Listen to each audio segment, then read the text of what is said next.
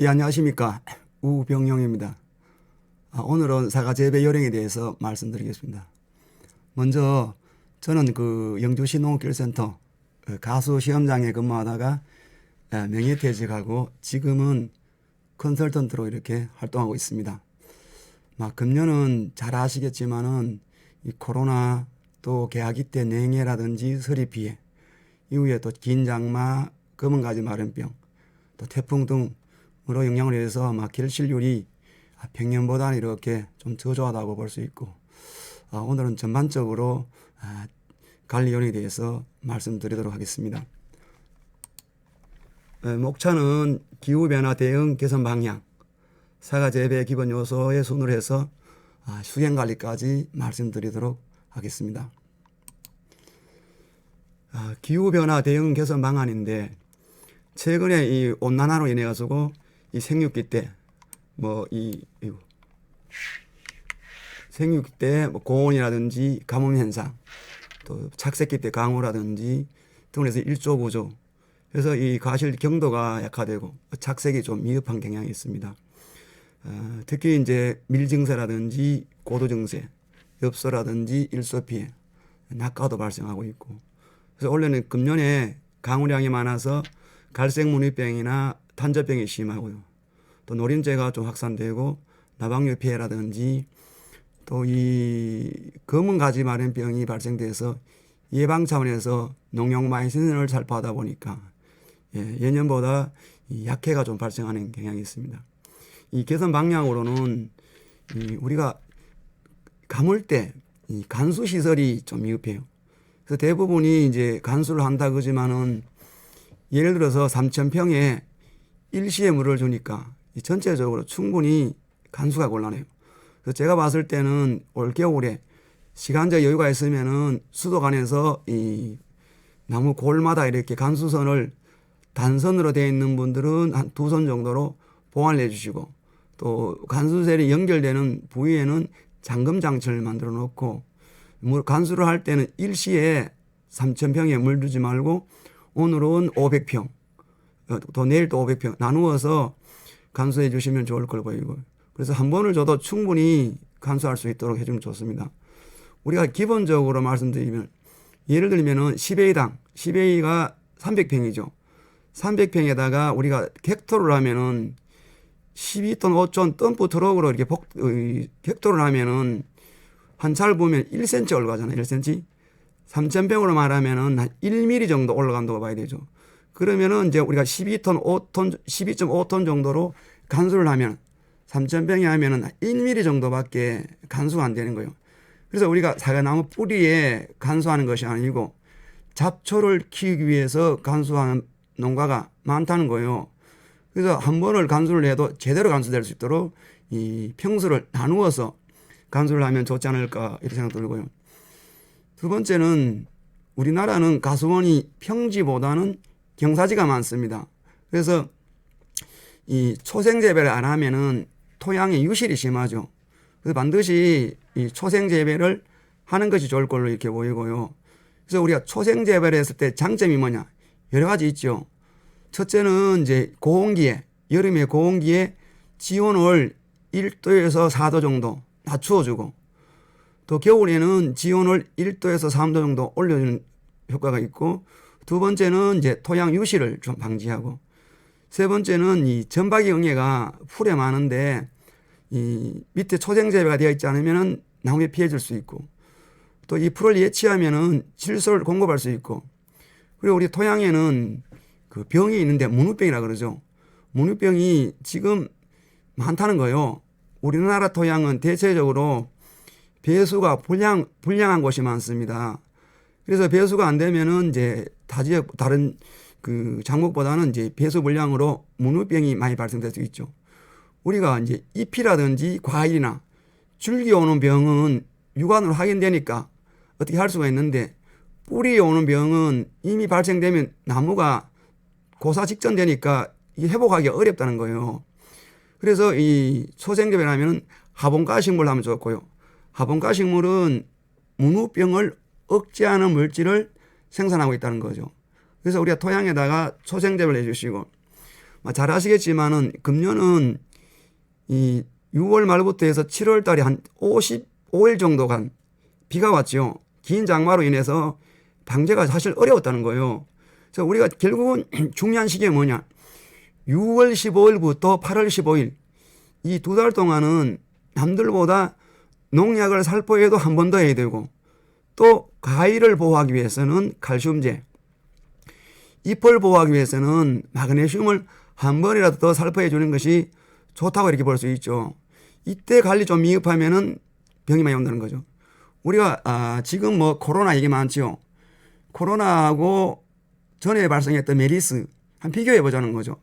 코로나가 치유가 더 쉬운지 메리스가 더 쉬운지 저도 뭐 병에 대해서는 잘 모르지만은 전문가들 말씀 들어보면은 이 메리스는 이 바이러스가 복선으로 사다리 모양으로 되어 있다는 거죠. 그래서 DNA로 되어 있다든가 그렇고 이 코로나는 단선으로 되어 있고 그 RNA로 되어 있다는 거지. 근데 이제 메리스는 이 복선으로 되어 있는데 한번 치료가 되면은 이 재발될 확률이 좋고 코로나는 단선으로 되어 있어 어떻게 해요? 치료가 돼도 이게 이제 약간씩 남아있을 때 선이 떨어져서 조금씩 남아있다는 거예요. 그래서 재발 가능성이 있고 그래서 재발되면은 그죠 전염성이 있다 없다라고 얘기하죠. 그래서 조금 남아있으니까 전염성이 있긴 있지만은 약하게 전염성이 있다는 거지. 뭐 원래는 긴 장마로 인해서 이 갈반병이 심하죠. 실질적으로 갈반병균이 뭐예요? 곰팡이라는 거예요. 곰팡이가 치료 잘 때 안 돼요. 근데 곰팡이가 치료 잘 때요. 그런데 왜 피해가 심하냐? 떨어지고 결국은 어떻게 해요? 곰팡이가 치료가 돼도 다시 재발될 확률이 높다는 거예요. 그럼 어떻게 해야 돼요? 이 장마 기간에 농약을 많이 쳐야 돼요. 제가 그 경북의 일부 농가에 이제 12농가를 개인 컨설팅을 해요. 하는데 그럼 농약을 똑같이 살포하느냐? 아니죠. 다시 말씀드리면은 창고가 한쪽은 건조한 창고, 한쪽은 습기가 많은 창고. 어디에 곰팡이가 생깁니까? 습기가 많은데 곰팡이가 많이 생겨요. 그러면은 지형적으로 예를 들어서 산이 막혀 있다. 주변에 냇가가 있다.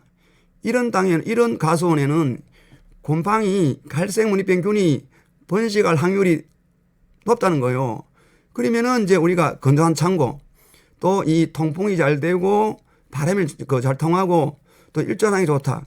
그러면은 농약을 살포할 때 예를 들어서 뭐 15일 간격으로 살포한다. 그러면 산이 막혀 있거나 이 배수가 안 되는 지역은 어떻게 해요? 뭐 10일 간격이나 이렇게 방제 횟수를 좀 늘려야 되죠. 그렇게 해야 우리가 좀 효과적으로 방제할 수 있는데 이거 지형과 상관없이 살포하다 보니까 이 잎이 많이 떨어지고 제가 다니다 보니까 일본 농가는 잎이 처음 낙엽이 돼서 과일만 이렇게 열려 있어요. 원래처럼 과일 가격이 좋은데 근데 이 좋은 사과를 만들 수가 없다는 거죠. 그럼 우리가 사과를 재배하면은 세 가지가 폭합이 돼야 돼요. 첫째는 환경이 뭐예요? 이 통풍도 잘 될 수 있고 일조량도 좋아야 되고 그 다음에 이 전정을 할 때에 이 농약이 들어갈 수 있도록 유인이라든지 이 맞아야 되는 거예요. 두 번째는 토양이죠. 토양은 첫째는 이제 유기물, 두 번째 산도라고 하죠. pH라고 그러죠. 산도, 간배수 시설 이것이 갖추어져 있고 그 다음에 내가 재배 기술이 투입이 돼야 좋은 사과를 만들 수 있죠. 여기서 환경이 안 맞는다든지 토양이 안 맞는다든지 내가 재배 기술이 없다든지 이렇게 되면은 좋은 과일을 만들기가 어렵다는 거예요. 그래서 우리가 내 환경을 잘 아시고 그에 맞도록 토양 개량도 되는 거예요. 토양 개량은 어떻게 해요? 우리가 토양 관리는 또 수세 관리도 마찬가지죠. 이 장기적인 계획 또는 이제 중기적인 계획 그다음에 단기적으로 이 계획을 세워서 해야 되는 거예요. 한번 어떤 분이 연락이 왔어요. 사과를 착색을 해야 되는데 색이 잘 안 난다는 거지. 그럼 어떻게 해요? 7월 달 연락이 와서 그럼 원래 당장 색을 내야 되는데 어떻게 하면 되냐고 물어. 이거는 어려워요. 그러면 장기적인 게 뭐예요? 근본적으로 우리가 토양 검증을 한번 해봐야 되죠. 1년에 한 번 정도는 토양실을 채취해서 그 지역별로 센터에 의뢰해서 토양 검증을 해봐요. 그리고 보고 이제 부족한 거 준비해야 되죠. 대비, 그다음에 석회 또는 마그네슘, 가리, 인산 등등 부족한 성분을 준비했다가 휘명기에 12월이나 1월, 2월 휘명기 때 근본적으로 토양의 시입을 하고 그 다음에 또 부족한 건 어떻게 해요? 재배가면서 생육기에 와가면서 때로는 연면 시비가 필요해요.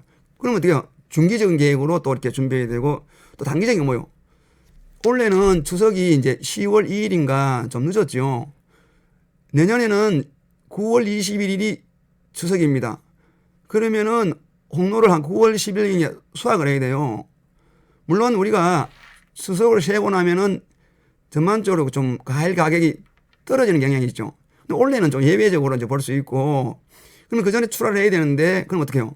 단기적으로 착색 관리가 들어가야 되죠. 그래서 우리가 장기적인 계획, 중기적인 계획, 단기적인 계획을 세워서 이렇게 관리가 이루어져야 될 게 보이고요. 특히 이제 우리가 나무가 보면은 생육상이 어떻게 해요? 나무는 5월, 6월이 집중적으로 자라죠.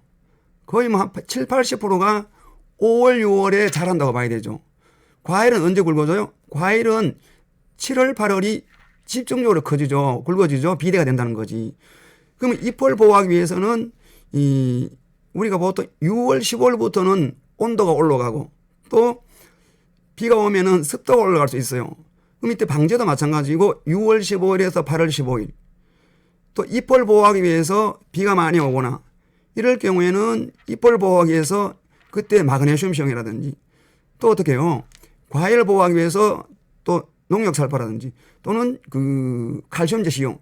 그래서 6월 15일에서 8월 15일 사이에 남들보다 한 번 더 농약을 치고 남들보다 마그네슘이나 칼슘을 한 번이라도 더 살포해야 될 거 이렇게 보이고요. 이렇게. 그리고 이제 착색제. 색이 안 나니까 일부 농가가 착색제를 살포해요. 착색제가 뭐, 착색제라는 거는 실제 우리가 뭐 특별하게 없어요. 그러면은 우리가 보면 뭐 비대제, 뭐 착색제 등등 있는데 대부분이 이제 비료죠, 비료. 사종 복비 가지고 조정하는 거예요. 안 되니까 뭘 쳐요? 노화 촉진 물질인 에스폰을 쳐요, 에테폰을. 에테폰을 치면 어떻게 해요? 과일이 맛이 없죠. 그래서 이걸 사용하면 곤란하다는 거고. 밑에 사진을 이렇게 보면은, 여기 어떻게 해요? 이런 사진은 수세가 강하잖아요. 강전정을 해서 색이 안 나잖아요. 두 번째 사진은 어떻게 해요? 여기는 색이 안 나니까 착색제를 좀 과하게 친 거예요. 오히려 과하면은 부족한 건 못해요. 그러니까 색이 안 나고 이렇게 문제 생기는 거고 여기는 농약을 연용을 했어요. 계속 연용하고 착색제를 많이 치니까 과일 낙가가 됐죠. 여기 민원이 생겼어요. 그래서 제가 가보니까 많이 떨어졌어. 9월 한 말경에. 제가 분석을 해보니까 첫째는 이 농약을 너무 연용했어요. 착색제라든지 농약을. 근데 왜 9월 달에 굳이 농약을 많이 치는지 이해가 안 돼요. 두 번째는 고온이에요, 고온. 고온이고 가뭄이 심한 거예요. 세 번째는 수세에 비해서 착가량이 많은 거예요. 이렇게 보니까 너무 힘드니까 이 낙가가 심하게 이제 발생되는 거죠. 밑에는 보면 이제 봉지를 씌웠는데 잎이 어떻게 해요? 대부분이 일소 피해를 받았어. 엽소도 오고 이제 일소도 오는 거 이렇게. 사과는 정상적으로 이렇게 이제 생산돼야 되는데 일부 지역은 어떻게 해요? 이 홍로입니다, 홍로. 이 지역은 과일을 포존 매매를 많이 해요. 한 7월 20일쯤 되면은 상인들이 와 매매를 해요. 한 상자에 뭐 5만 원이면 5만 원, 6만 원, 6만 원 이렇게 계약을 해. 근데 간이 계약을 했는데 업체에서 뭘 주고 왔냐면은 착색제를 주고 왔어요. 착색제는 뭐냐? 인산가리에다가 에서폰을 주고 간 거예요. 그럼 8월 초에 농가에서 에서폰을 쳤어. 그리고 홍로가 어떻게 해요? 8월 달이 한참 비대기잖아요. 이 비대기인데 잎을 따서 적여버렸어요. 딸 어떻게 해요? 과일이 일소 피해가 생기고 맛이 없죠. 그래서 이 에서폰을 치고 인산가리를 쳐서 8월 15일에서 8월 20일 사이에 사과를 수확을 해요. 그 사과 먹어보면요. 못 먹습니다. 차라리 무를 먹으면 훨씬 더 맛이 좋아요. 그래서 우리가 너무 조급한 마음으로 재배를 한다는 거죠. 이렇게. 그래서 우리가 항상 이 간수라든지 적기에 특히 봄, 가을로 그래서 초생 재배하시고 특히 이제 7, 8월에는 이제 칼슘이나 마그네슘 그다음에 착색제 가급적이면은 시용하지 않는 방법으로 이렇게 재배를 해야 될 걸로 이렇게 보이고요. 그럼 우리가 이제 심을 때, 이 사과나무 심을 때 이 제식거리라든지 그다음에 그 토양의 비옥도에 따라서 품종에 따라서 이 식재 깊이가 좀 달라져야 돼요. 근데 대부분이 이 전목 부위가 이렇게 묻혀 있어요. 깊이 이렇게 묻혀지고 또 강전정을 해요. 우리가 수세가 강해서 측지가 많이 자라면 옆에 가지하고 부딪히는 거예요. 그러니까 끊어주는 거예요. 또 측지가 짧으면은 옆에 가지 나무하고 거리가 있으니까 어떻게 짧으니까 그 거리가 공간이 있는 거예요. 그럼 안 자르는 거예요.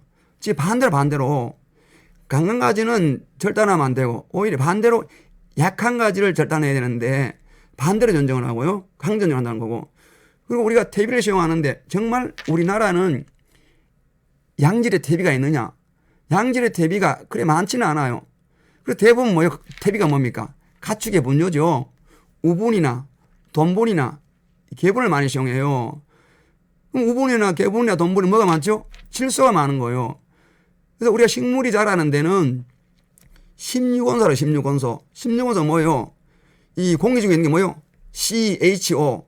탄소, 수소, 산소는 있다는 거지. 그 다음에 다량원소. 질소, 인산, 가리, 칼슘, 마그네슘, 황. 미량원소가 철분, 모로보덴, 망강, 구리, 아연, 붕소 등등. 이렇게 해서 16원소가 바란스가 맞아야 식물이 정상적으로 자랄 수 있다는 거지. 근데 우리는 어떻게 해요? 흔히 말하는 최소율의 법칙이 있죠? 최소율의 법칙이 뭐예요? 우리가 토양에 시비를 할 때는 가장 적은 양분을 우선적으로 시용을 해야 된다는 거예요. 토양 검정을 하지 않으면 알 수가 없다는 거예요. 근데 이 책에 보면은 최대율의 법칙은 없죠. 최대율의 법칙이. 근데 저는 개인적으로 봤을 때 우리나라는 최대율의 법칙이 있다는 거예요. 이게 무슨 말이냐면은 외국이나 일본이나 유럽에 비했을 때 우리는 토양에 뭐가 많죠? 질소가 많고 처음에 심을 때는 인산이 부족한데 10년만 지나면요. 인산이 필요량의 5배, 10배 많아지는 거예요. 왜 인산이 많아지느냐? 우리 가축의 사료에 돌가루가 들어가죠. 돌가루. 인강석이 들어간 거예요. 가축이 옛날에는 뭐 일소가 있어요. 그러면 농가에서 이 소죽을 끓인다 그래. 이렇게 솥에다가 이 지퍼를 썰어 놓고 했는데 지금은 그런 거 없잖아요. 거의 100%가 사료를 먹이는 거예요. 이 사료를 먹고 배설을 하니까 어떻게 해요? 이 토양에 인산이 많고 질소가 많은 거예요. 그래서 나무가 바란스가 깨지죠. 이게 최대의 법칙이에요. 질소하고 인산이 유난히 많은 거예요. 그래서 초기 수행관리가 미흡해서 이 나무가 이렇게 막 자란다든지 젖먹부에 묻혀 있고 많이 자란 거예요. 여기 보면은 이제 퇴비를 제가 이렇게 농가에 쓴다 그래서 갖다 놓은 거예요. 그래서 그래도 이게 뭐예요? 퇴비가 그래도 좋다는 걸 찍어봤어요. 이거 보세요. 개분이 55%. 개분이 한 55%면은 질소가 엄청 많다는 거예요. 돈분이 10%, 톱밥이 20%, 숯비가 5%, 버섯 배지 10%. 이게 뭐예요? CNV라고 그러는데 65%가 가축의 분뇨예요. 돈분이나 개분은 어떻게 해요? 우분보다도 질소가 많죠. 요 밑에 거 보면은 돈분이 25%, 개분이 20%, 우분이 10%. 때로는 여기다 뭐 들어가요? 마분, 말똥이 5% 들어가요. 왜 퇴비를 만드는데 돈분, 개분, 우분, 마분을 섞어요? 돈분만 넣든지, 개분만 넣든지, 우분만 넣어야 되잖아요. 이 세 가지 섞으면 어떻게 해요? 섞을 이유가 없다는 거지. 그러면 이렇게 농가가 보면은 25%, 20%, 10% 보면은 질소가 그렇게 많지 않게 보이죠. 합산하면 어떻게 해요? 벌써 55%예요. 이런 대비가 들어가니까 어떻게 해요? 나무가 이렇게 웃자라는 경우도 있고. 자, 젖먹 부위는 묻혀 있으니까 웃자라니까 절단 전정. 진짜 많이 자라죠. 여기에서 가축의 분뇨 들어가죠. 이렇게 해서 이건 나무만 키우는 거지 과일을 만드는 게 아니잖아요. 지금도 이런 농가들이 많이 있다고 봐야 돼요. 이렇게. 그래서 우리가 심을 때 대목 노출, 제식거리가 넓으면은 조금 깊이 들어가고 제식거리가 좁을수록 대목 노출이 돼야 되는 거고, 그다음에 어떻게 토양의 비옥도에 따라서 토양이 좀 척박하다, 연작지다, 그러면 좀 깊이 들어가고, 땅이 좋다, 비옥도가 좋다 하면은 좀 노출 심하게 좀 높게 하는 거고, 특히 품종 중에 이제 아리수, 시나노 골드 이런 품종들은 수세가 좀 약하잖아요. 이런 분들은 이제 이 젖먹부의 노출을 최소화해주고 이렇게 이제 대명 노출을 적절하게 노출을 시켜 줘야 된다는 거죠. 그리고 원래 사과는 이 절단 전증이 원칙이 아니에요. 소금 전증이 줄여야 돼. 최근에 나무를 절단을 많이 해요. 나무를 아주 이쁘게 만들어. 나무가 이쁘면은 그 나무를 화분에 심어가 팔아야지. 사과를 왜 생산해요? 우리가 사과를 심었을 때 초창기는 어떻게 해요? 심어서 측지를 많이 받으세요. 측지는 주간 굵기에 3분의 2가 하세요. 짧고 많이 확보라 그래. 그 4년까지 많이 해야 되는 거예요. 유인도 해야 되고 결과지도 확보해야 되는 거예요. 그 이유는 어떻게 해요? 그 나무 모양에 맞도록 관리가 돼야 돼. 만약에 초창기에 심어서 측지 유인을 뭐 했다, 커졌다. 거기에 맞도록 가야 되는 거예요. 처음에 심을 때는 세상 방충형이라고 만든다고 하는데 이미 나무가 이렇게 커졌어요. 이런 나무 어떻게 해요? 절단하면 안 되죠. 어떻게 해요? 한 나무씩 감보를 하고 연날 수형대로 주간형 또는 변칙 주간형으로 수형을 바꿔줘야 되죠. 영주 같으면 어떻게 해요? 역사가 오래됐죠.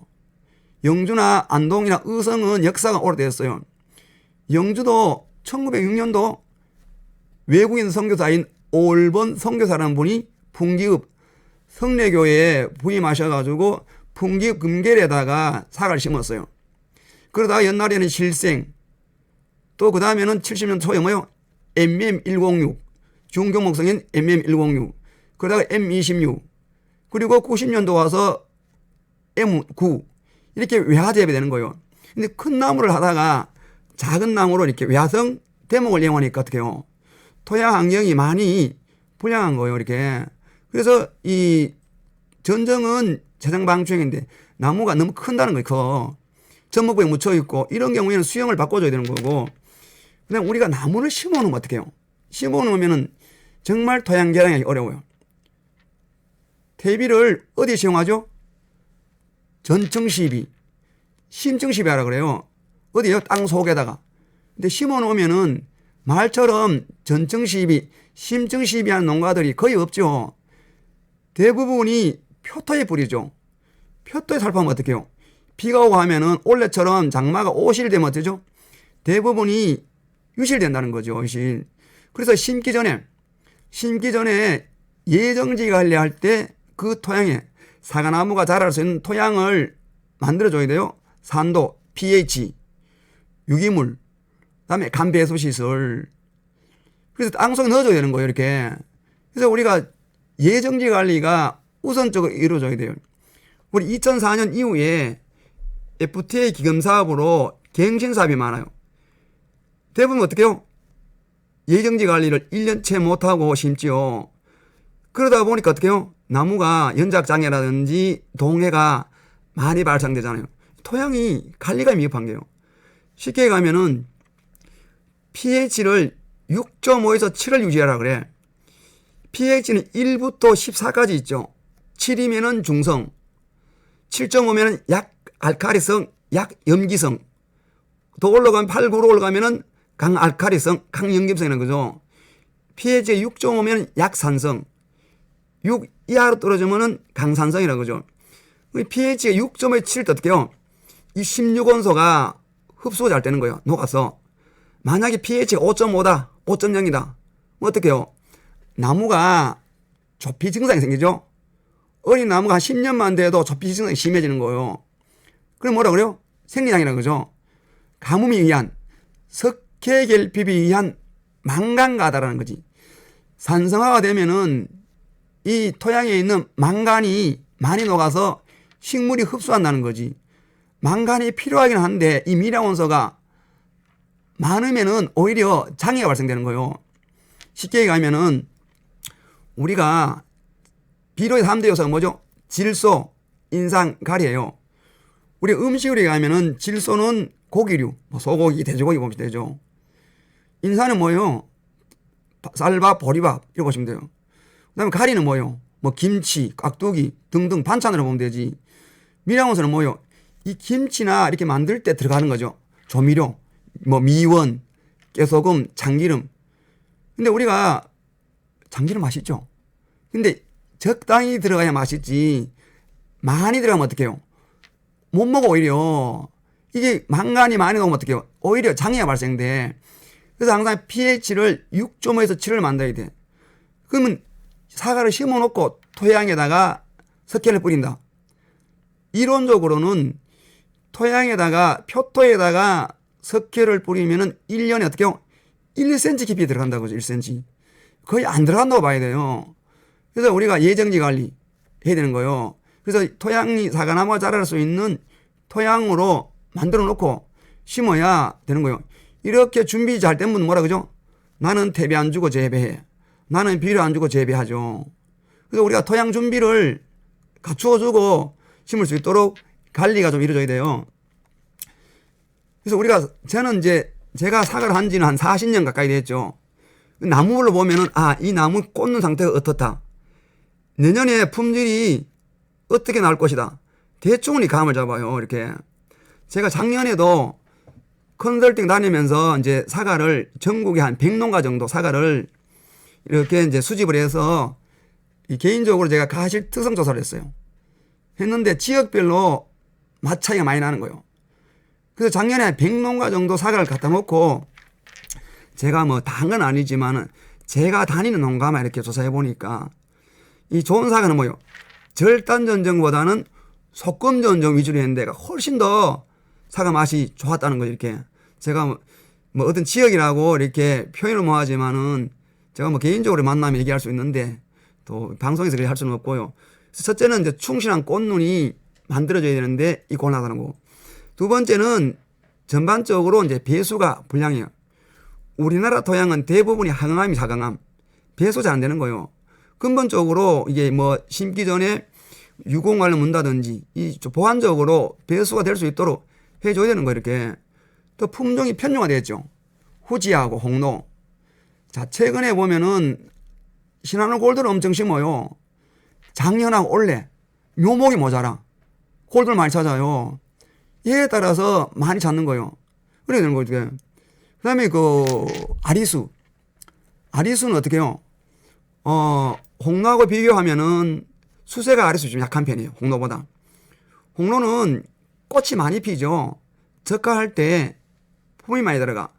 근데 올해 같은 경우에는 아리수가 이 가기 때 냉해라든지 서리 피로 인해서 지역별로 보면은 동록이 엄청 심했죠.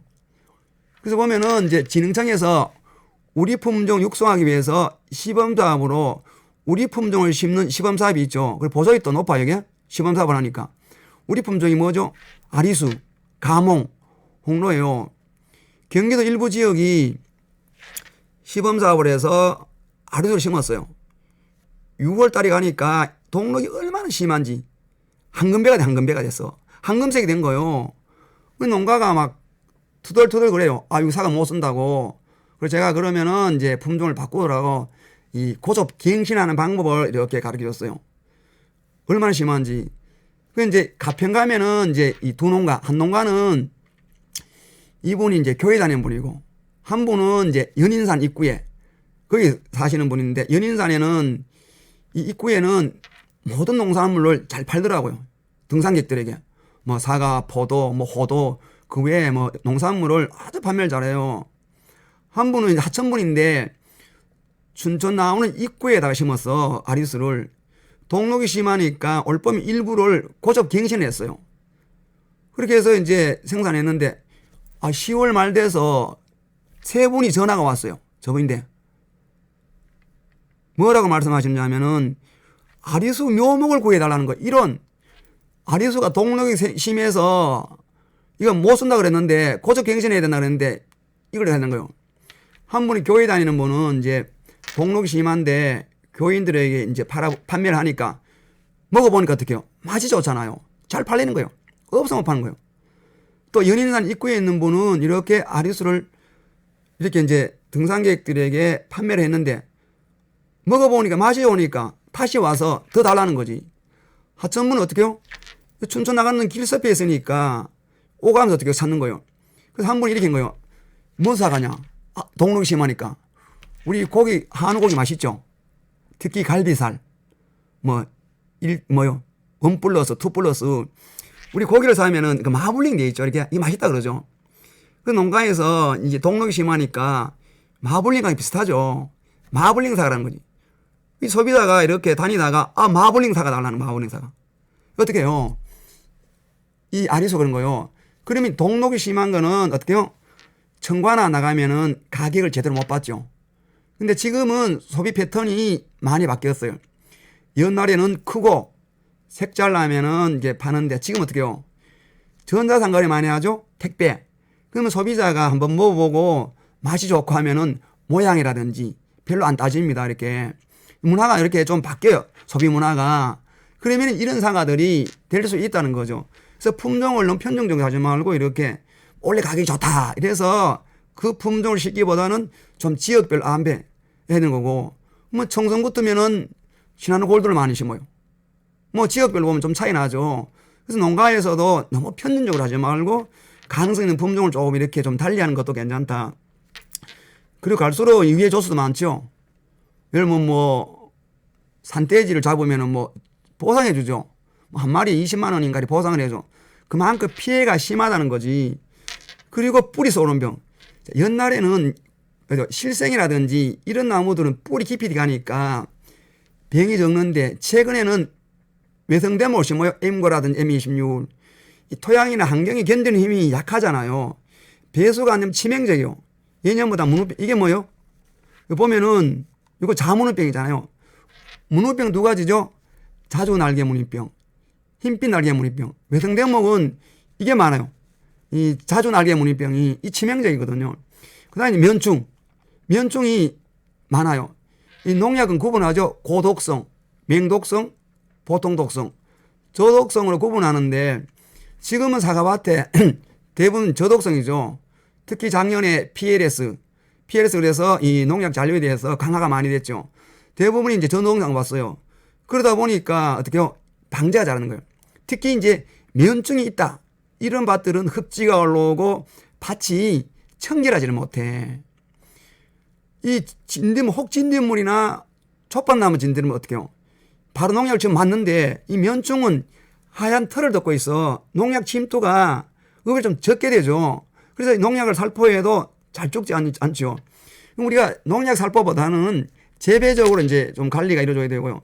최근에 기상재해는 갈수록 많다고 봐야 돼요. 그래서 원래 영주도 보면은 태풍 피해로 해서 나무가 많이 쓰러졌어요. 가보면 참 안타까워요. 사과 심어서 수년 해서 5, 6년 됐는데 과일이 한참 열리는 거예요. 근데 이런 나무들이 쓰러지니까 참 안타깝기 그지없죠. 그래서 심을 때 덕시설. 그래서 좀 이제 든든하게 해 주셔야 되는 거고, 뭐 원래 잘 아시겠지만 화상병, 검은 가지 마른 병, 뭐 제가 알기로도 한 500농가 이상 폐원했죠. 뭐 일부 경북에도 일부 이제 발생된 적도 있고, 특히 이제 그 제천, 중주 쪽으로 많은 농가들이 이렇게 폐원을 했어요.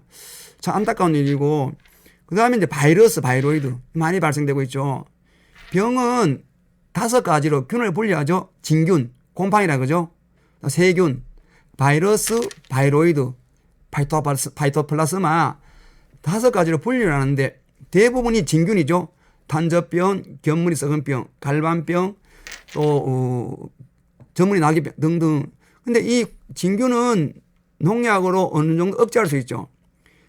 세균성이 뭐죠? 세균성인 거는 검은 가지 마른 병, 화상병하고 뿌리 혹병, 금두 암종병이라고 그러죠. 2가지 있죠. 이건 어떻게 세균성인 거는 농용마이신이나 이런 거 살포해야 되죠. 이게 또 방제가 좀 더 어렵죠. 그다음에 바이러스. 우리 무동묘가 뭐죠? 무동묘라는 거는 바이러스나 바이로이드가 없는 거죠. 사과에 바이러스는 4가지 있어요. 잎반전 바이러스, 줄기구멍 바이러스, 홈페인 바이러스, 모자이크 바이러스. 근데 앞에 3가지는 바이러스에 걸려도 품질이나 수량이 한 10% 정도 감량 또는 불량해 준다는 거지. 근데 모자이크 바이러스 걸리면은 30%에서 40% 정도 품질이 불량하거나 감량된다는 거지. 예를 들어서 홍로를 심었어. 홍로가 안 굵어지고 색이 안 나. 농가에서 무슨 말씀 하시죠? 우리 홍로는 개홍로다, 도롱로다 그런 거예요. 바이러스예요. 저 현직에 있을 때 우리 연구사가 무작위로 조사하니까요. 바이러스가 60%나 60%. 어떤 집에는 3가지 바이러스 나와요. 입반점, 줄기구멍, 홈페임. 3가지 바이러스 보는 거예요. 또 최근에 뭐예요? 이거 얼룩이죠, 얼룩. 저 얼룩이죠, 사과가 바이로이드. 바이로이드는 한 가지밖에 없어요. 애플스카스킨 바이로이드라고 얼룩이죠. 그 다음에 이제 마지막에 뭐요? 파이토팔라스마. 이건 사과에는 없죠. 대추나무, 빗자루병. 대추 그러면은 경북에는 청송, 봉화에 많았죠. 대부분 다 없어지죠, 지금. 대부분 뭐예요? 이 파이토팔라스마라는 균이 해가지고 빗자루병이 발생되니까 잎이 총생을 하면서 대추가 안 열리는 거예요. 그럼 어떻게 해요? 우리가 바이러스나 바이로이드는 사실은 어려워요. 무동맥을 사야 되는데 실제 우리나라에 무동맥가 있느냐? 그리 많지는 않다는 거예요. 업체가 무동맥이라고 판매를 해요. 그럼 가보면은 그러면 기구 소독을 해야지. 뭐 전정가위나 톱이나 일하는 분들이 철저하게 기구 소독을 해야 돼요. 근데 소독을 안 하는 경우도 있어. 그럼 무동맥이라고 판매하기 어렵죠, 이게. 근데 무동맥이라 그래가지고 가격만 올라가는 경우 있거든요, 이렇게. 그래서 우리가 기구 소독이죠. 항상은 우리가 밭에 가면 기본적으로 준비할 게 있어요. 삽 하나, 루페, 목에 걸고.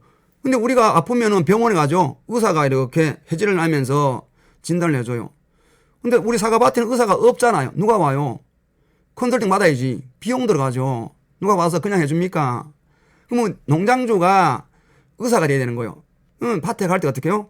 삽 하나 눌고, 루페 목에 걸고, 그 다음에 허리띠 딱 찰 때 전지가위, 톱, 그리고 통은 작은 거 있어. 작은 통, 한 1,000원 좀 사요. 한 통에는 살충제, 한 통에는 알코올, 소독제, 한 통은 도포제, 담으라는 거지. 허리에 딱 차요. 그리고 선글라스 하나 멋있게 딱 쓰고요. 멋있게 가라는 거지. 한 달에 한 2-3번 정도는 전수조사를 해요. 전체 쭉 돌아봐요. 그러면 내가 농장주가 사과나무 전체에 대해서 다 알아야 되는 거예요. 우리 사과밭 셋째 줄 15번째 나무는 불안병이 생겼다. 아셔야 되는 거예요. 그래 딱 차고 도는 거예요. 돌다 보니까 어떻게 해요? 가지가 불안병이 생겨서 바로 절단해요. 도포제 발라. 그리고 절단한 가위나 톱은 소독을 해요. 또 지나가다 보니까 하늘소가 구멍을 찔렀어. 그래서 살충제를 넣으라는 거지. 도포제를 막아줘요. 바로 해줘야 돼. 안 하면 어떻게 해요? 이 피해 부위부터 끓음균이 들어가서 나머지 전기가 시커멓게 바뀌죠. 그러면 이거 기구를 안 갖고 다니면 어떡해요? 내가 하지 뭐, 내일 하지 뭐, 모레 하지 뭐. 하다 보면 잊어버리죠. 이래야 되는 거예요. 그래, 또 삽은 뭐예요? 토양에 수분이 있는지 없는지 확인해 파봐야죠. 선생님, 촌스럽고는 어떻게 삽으로 합니까? 텐시오미터를 하죠. 뭐 하셔도 돼요. 그 설치해도 돼. 가져간다는 거는 그냥 삽을 한번 파보는 게 힘들어요. 매일 하는 건 아닌데. 해보고 토양이 건조하다 싶으면은 간수를 해야 돼요. 그 다음에 루페. 응애가 있는지 없는지 모르는 거예요. 응애가 작은데 육안으로 보입니까? 안 보여요. 그러면 응애약을 이제 루페로 봐야 되는 거예요. 응애는 자, 3가지가 있어요. 보통 분들이 2가지 알죠? 뭐 있죠? 사과응애, 전박이응애. 사과응애는 5월 달에 많이 발생될 수 있어요. 주로 보면 잎 앞면에 많죠? 전박이응애는 6월 달에 많이 발생돼요. 잎 뒷면에 주로 많아요. 지금 사과밭에 가면은 눈 사이에 뻘겋게 있어. 그거는 사과응애 아니죠. 근데 이제 전박이응애는 좀 안 보이죠? 전박이응애는 월동성충으로 해서 나무 껍질 속에 들어가 있어. 안 보이는 거예요. 작은데 보입니까? 근데 마지막에 얘기하는 뭐예요? 이 자먼지응애라고 들어보셨어요? 자먼지응애. 의외로 엄청 많아요. 지금 책에도 안 나와. 제가 컨설팅 하면 다녀보니까 지역별로 이 많아요. 보통 이제 도로변 같으면은 이 잎에 차가 지나니까 먼지가 날라와서 먼지가 쌓였다 얘기할 수 있어요. 근데 요즘은요, 도로 포장 다 됐어. 먼지가 그렇게 날 일도 없어요. 그럼 어떻게 해요? 핸드폰을 이렇게 펴요. 펴면은 이렇게 검게 보이죠? 핸드폰이. 그러면 사과 잎이 있으면 밑에 받추라는 거지. 잎을 탁탁 털어요. 털면은 먼지처럼 떨어져. 떨어지면 어떻게 해요? 루페로 자세히 관찰해 보세요. 쌀알 같은 게 작은 게 움직여. 이게 자먼지응애예요. 늘 관찰. 응애는요, 없으면 약을 안 쳐도 돼. 약을 왜 쳐요? 모르는 거예요. 그러니까 예찰을 해야 돼. 그럼 루페들로 항상 잎 관찰해야 되는 거예요. 그 다음에 뭐요? 잎 색깔 만져봐야죠. 잎이 또 더운지 얇은지 색깔이 진한지 연한지 늘 관찰하는 습관을 들어야 돼요. 오늘가 잎 색깔이 연녹색이에요. 뭘 쳐야 돼요? 그러면 질소나 마그네슘을 시용해야죠. 이렇게 되는 거예요. 그래서 우리가 늘 관찰해야 되고, 먼저 우리가 개선 방향으로는 충실한 꽃눈 확보죠. 꽃눈이 뭐요? 충실해야 돼요. 대부분 처음 하는 분들이 착각이 많아요. 제가 이제 컨설팅 하니까 4년 됐는데 사과를 110개 정도 달렸어요. 110개에서 150개 달렸어요. 제가 50개만 착각시키세요. 나머지 따냈어. 이렇게 하세요. 하고는 이제 와요. 그러면 이제 농가가 젓가락 하는 거예요. 처음에는 한 50개만 달아요. 조금 지나가면 60개, 조금 가면 70개. 좀 지나면 어떡해요? 한 100개 있어. 가을에 뭐라 그래요?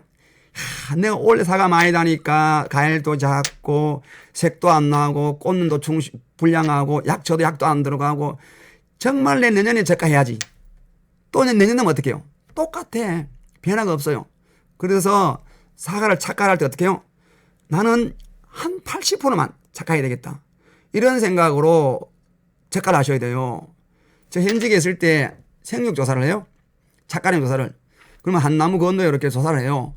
100개, 120개 조사를 합니다. 때로는 제가 바빠서 못 나가. 그럼 농가 보고 착각량을 조사해달라 그래요. 그럼 제가 표시에 난 나무 보고 해달라 그래요. 표시되어 있으니까. 그러면 첫째 나무는 100개, 두 번째 나무는 120개, 세 번째 나무는 150개. 이렇게 얘기해요. 그럼 100개 그러면 제가 적을 때 120개를 적어요. 120개 그러면 140개 적고, 150개 그러면 180개를 적어.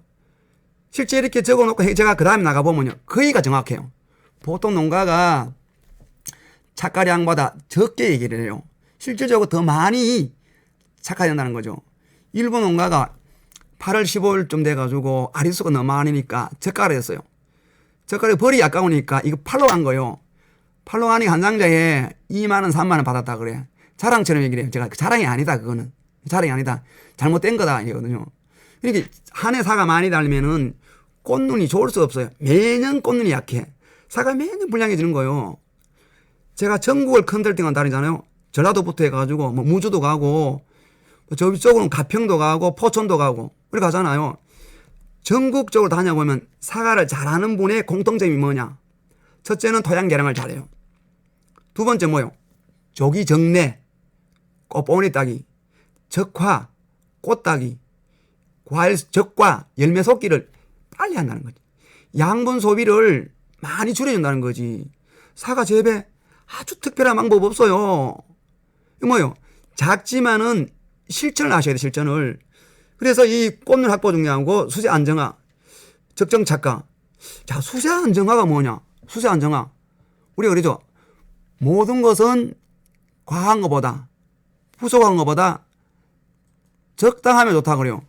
적당하게 좋긴 좋은데 무엇이 적당하단 말이에요. 사람도 성격도 어떻게요?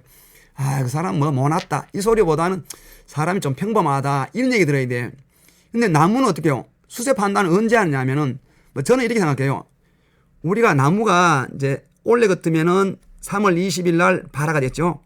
4월 5일부터 잎이 나오고 한 4월 20일 되니 꽃이 피는 거예요. 자라가지고 5월, 6월이 집중 자라요. 보통 보면은 6월 말, 7월 초가 되면은 신초 생장이 멎어요. 그럼 6월 말이나 7월 초 됐을 때 신초 생장이 최소한 80% 정도는 멎어 있어야 돼요. 이때가 수세가 적당하다는 거예요. 근데 6월 말경에 신초가 100% 멎어 있다. 수세 약한 거예요. 근데 6월 말에 뭐 신초가 좀 멎었다가 비가 오니까 막 자란다. 뭐라 그래요? 하계 전정을 하면 안 된다. 비를 많이 주면 안 된다. 또 비가 많이 오는 거예요. 이 수세 강한 거예요. 어떻게 돼요? 자, 그러면 6월 말에 신초 생장이 한 8, 90% 멎었다. 그럼 내가 재배를 잘했다는 거예요. 그러면 그 현재처럼 간행대로 재배하시면 돼. 근데 6월 말에 100% 멎었다. 이런 밭은 겨울에 전정할 때 절단 전정 좀 해야 되는 거고 대비라든 좀 시용해야 돼요. 근데 6월 말에 신초 생장이 뭐 많이 자란다. 이런 밭은 대비 주면 안 되죠. 또 전정할 때 뭐예요? 소금 전지 위주로. 특히 유인 작업을 많이 해야 된다는 거지. 이 재배 방법이 농가가 똑같지 않다는 거예요. 이래죠. 수세 안정화돼야 되고 품종도 좀 다변화돼야 되고 갈수록 생리장애 많다는 거예요. 기상 이변이 심하니까 뭐 동록이라든지 열과라든지 많을 수 있죠. 그럼 거기에 대해 대응을 해야 되는 거죠. 이렇게. 병해충도 마찬가지죠. 올해철은 갈반병 엄청 심하잖아요. 자, 남들은 한 상자에 뭐 10만 원, 20만 원 그러는데 나는 잎이 다 떨어져서 과일이 어떻게 해요? 2만 원짜리밖에 안 되는 거예요. 좀 억울하죠. 6월, 7월에 관리를 좀 하신 거예요. 방제를. 그럼 내년에 좀 많이 개선 작업을 해 주셔야 되는 거죠. 좋은 꽃이 뭐요? 꽃이 필 때 중심화가 피고 측가가 이렇게 한 5개 정도. 이렇게 펴줘야 되죠. 이렇게. 그 다음에 뭐 이거. 강원 어느 농가인데 갈반병이 왔어요. 이걸 뭐냐면은 이제 세탁기 돌아가는 거. 고물상 가가지고 한 5, 6천 원 주고 사가지고 갖다 놓고 여기에다가 낙엽이 넣고 어떻게 태워버리는 거지. 어떻게 보면 웃을지도 모르지만은 참 이 농가를 봤을 때는 대단하다. 저는 이런 생각을 해요.